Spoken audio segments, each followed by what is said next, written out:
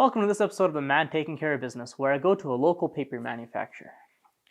Look, I don't know if I'm feeling this episode, to be honest with you. Alright, cut! What's the problem, bud? Look, man, we already made 9 episodes, right? For the finale, let's spice it up. Let's give the audience something they haven't seen yet. Alright, so look, any good director, I'm open to any ideas. What are we thinking here? Okay, what about this idea? What if we interview your small business? Okay, I like the idea of a meta episode in theory, but I'm not exactly a small business. I mean, sure you are. You're the sole owner, you're working long hours, you hire local talent. Why not show the man behind all this? Okay, I'll be on the show if you answer me this one question. Why is your name Aman, not Aman? Isn't that how it's pronounced? I mean, yeah, because I'm a man taking care of business. Alright, I can't resist your bubbly charm. Let's show the audience how Amanpreet takes care of business. Well, welcome to today's episode of A Man Taking Care of Business. Today, we'll be interviewing the owner of A Man Taking Care of Business, Amanpreet Singh himself. Amanpreet, how are you doing today? It feels a bit weird to be here, to be honest with you. I'm not usually used to being on this side of the screen, you know what I mean? I just want to say, big fan of your show. I watched all 9 episodes. But the first thing that really struck me was how creative all the businesses are. You pick such unique ones. So what's the writing process behind all that? You would think writing would be easy, but it's pretty hard if I'm being honest with you. You think you can get an idea right away, and once you get that idea, it just sticks with you. But honestly, it doesn't work that way. For the longest time, you're gonna be stagnant. That's just the reality of the situation. You're gonna be like this, like a flat line. Then eventually, you're getting an idea in the bathtub, in the middle of your car, in the shower, wherever it is. Then you're gonna spike up. And that might last for a week. It might last for a day. It might last for an hour. Then you're gonna get stagnant again. So if you think about it, it's more like steps. So you're going like this, back up, and back down like that. That's the writing process. It's lonely, but it's probably the most rewarding part of the whole thing, if I'm being honest with you. A little bulletin board here with some permanent ideas that I'm going to follow up with. And this whiteboard here is just some stuff that I'm just going to doodle with and try to come up with some ideas. May take me 10 minutes, may take me 10 hours. We don't know, but I'm locked in this room until then. That's what it is, basically. So let's write down some ideas. Basically, it's just this, man. You're not doing anything, really. You're just staring at a whiteboard until it fills up with ideas. Sometimes I like to think just the first idea that pops in my mind, regardless of what it is. We're going puppets. I don't know what about puppets, but puppets is what we're going with today. Let's see what else we could do. Flowers. Flowers are always a thing. They're coming back in season. Flowers, maybe go to a florist shop. Interview a florist. I'm trying to think what else we could put on here. Beer. Sometimes if you just put a generic thing and it opens up a lot of stuff. Beer. I almost wrote bear. Beer. Cats. People like cats. Would a petting zoo be a small business, you think? Let's go petting zoo. Food would be too general of a term, but we could write that there. Then expand it. Pizza. Shawarma, which is really what makes up the city. Shawarma. The best French fry. Maybe I can do that. Let's go. I guess the Stampede's coming up. So something Stampede related. What is Stampede for, though? Cowboys? Cowboys. I guess beer is also under that, too. Patios. Patios are always a good one. That's where a lot of people are outdoors for the city for once. So beer I have twice on here. So that could be a potential idea. Let's go. Well, you can't just write beer, right? That doesn't make sense. What if we go brewery by any chance? Could that work? Brewery? I think a brewery could be good. It gives me an excuse to get drunk on camera. So it's a nice thing. Western where? I gotta write that a little better because I like that idea. Western where? Huh. I think I'll tie in for a Stampede episode. I'm gonna write that on the board there. Sometimes an idea, as soon as you write it, you just know it's gonna be good. Or grooming pets. You know what?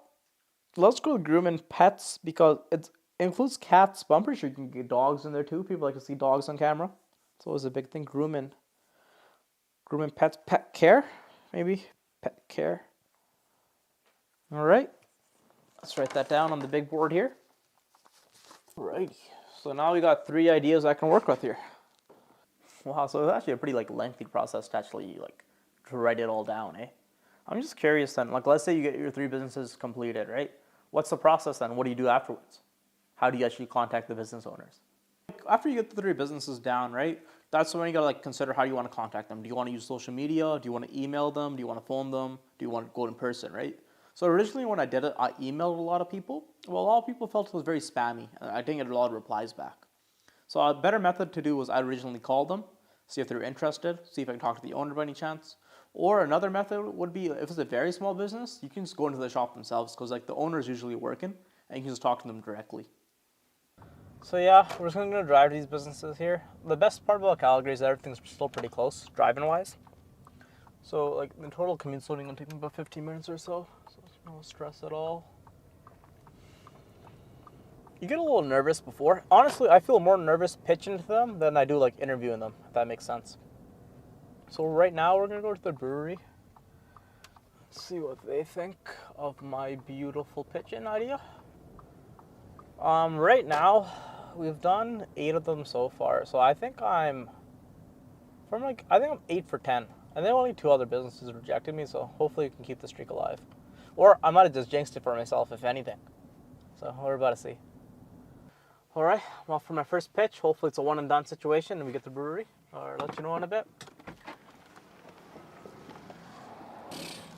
No luck. Apparently the owner's gone on a vacation to Africa for the next 3 months, so I don't got the time to wait for him, to be honest with you. So off to the next one. Hopefully the dog care does something for us. Let's go. Back on the road.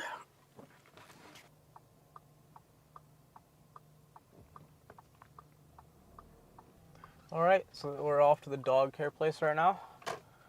Hopefully they're more accepting or the owner's on vacation. Fingers crossed. I haven't gone 0 for 2 yet, so we're not going to have today be the first day. So let's go again.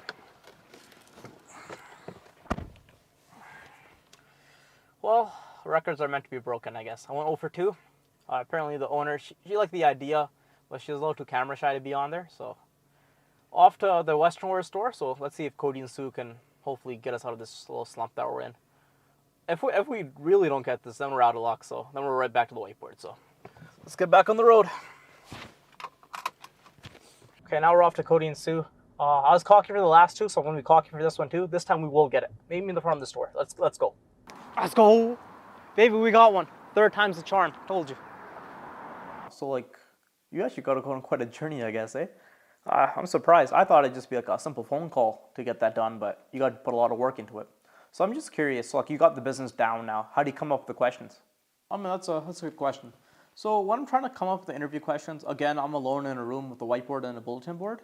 But for this, I have when I first meet the owner, I ask them a bunch of questions, what they want highlighted, what they don't want highlighted.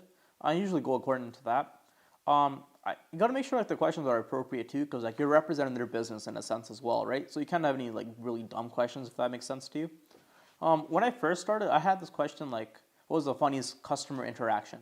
But thinking about it from a business sense, you don't want to like destroy your clientele by riffing on them, right?